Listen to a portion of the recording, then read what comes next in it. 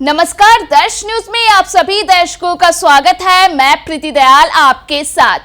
1 जून को लोकसभा चुनाव को लेकर 7वें और आखिरी चरण का मतदान होने वाला है, जिसको लेकर आज शाम तक प्रचार प्रसार थम जाएंगे। कुल 8 सीटों पर 7वें चरण में वोटिंग होगी। उनमें से पाटलिपुत्र लोकसभा सीट पर हर किसी की निगाहें टिकी हुई है।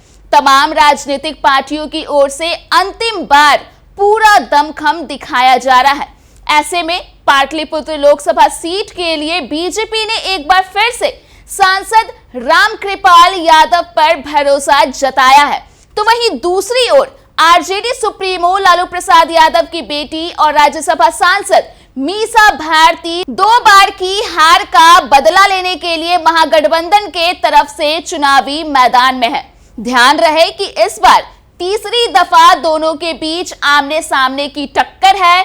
रामकृपाल यादव जब लालू प्रसाद के करीबी थे तो मीसा भारती उन्हें चाचा कहकर संबोधित करती थी। यानी कि ऐसे में अब सवाल खड़ा हो रहा है कि क्या भतीजी चाचा से हार का हिसाब चुकता कर पाएगी या फिर रामकृपाल यादव हैट्रिक मारकर इतिहास रचेंगे। सबसे पहले तो बता दें कि पाटलिपुत्र लोकसभा सीट पटना जिले के अंतर्गत आती है।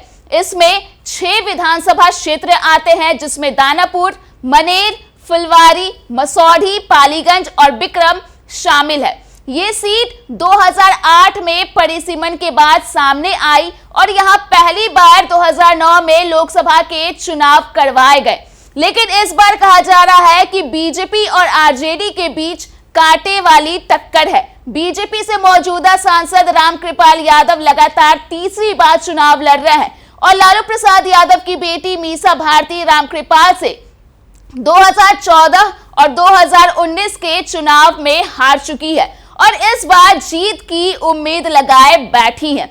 वहीं पिछले कुछ चुनावों पर नजर डालें तो पाटलिपुत्र सीट से आरजेडी ने मीसा भारती को पहली बार 2014 के चुनाव में टिकट दिया था।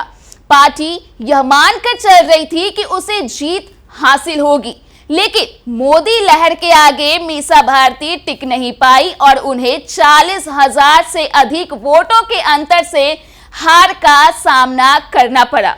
बीजेपी के रामकृपाल यादव को 39.16% वोट मिले थे, जबकि मीसा के खाते में 35.04% वोट गए। इसके साथ ही 2019 के लोकसभा चुनाव में भी कुछ ऐसा ही आंकड़ा देखने के लिए मिला था। रामकृपाल यादव को 47.28%, तो वहीं मीसा भारती को 43.63% वोट मिले। आरजेडी नेता को 39,000 से अधिक वोटों के अंतर से हार का सामना करना पड़ा। तो वही बता दें कि रामकृपाल यादव पाटलिपुत्र से पहले राजद के टिकट पर पटना से सांसद रह चुके हैं। साथ ही वह बिहार विधान परिषद के सदस्य भी रहे थे। पाटलिपुत्र से चुनाव लड़ने को लेकर ही रामकृपाल राजद से अलग हुए। वहीं इस बार वे यदि यहां से जीत जाते हैं तो यह उनकी हैट्रिक होगी।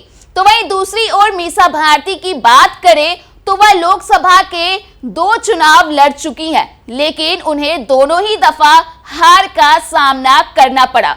इस बार हार का बदला लेने का मौका है।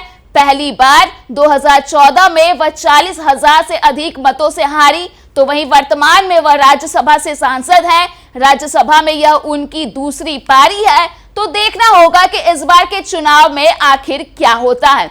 इधर बात करें पाटलिपुत्र लोकसभा क्षेत्र में मतदाताओं की, तो पाटलिपुत्र सीट पर करीब 4 लाख यादव और 1.5 लाख मुस्लिम वोटर हैं, जो कि आरजेडी का कोर वोट बैंक माने जाते हैं। हालांकि इस बार तस्वीर कुछ अलग नजर आ रही है। आरजेडी के MY यानी कि मुस्लिम यादव फैक्टर के पूरी तरह से एकजुट होने की संभावना थोड़ी कम ही नजर आ रही है। इसका एक कारण यह भी है कि मीसा भारती के चाचा के खाते में भी यादव वोट जा सकते हैं और AIMIM ने भी यहां अपना उम्मीदवार खड़ा किया है, जिससे मुस्लिम वोटों के बंटने की संभावना बढ़ी है। खैर, सभी पार्टियों की ओर से अपने अपने तरीके से लोगों को साधने की कोशिश की जा रही है। देखना होगा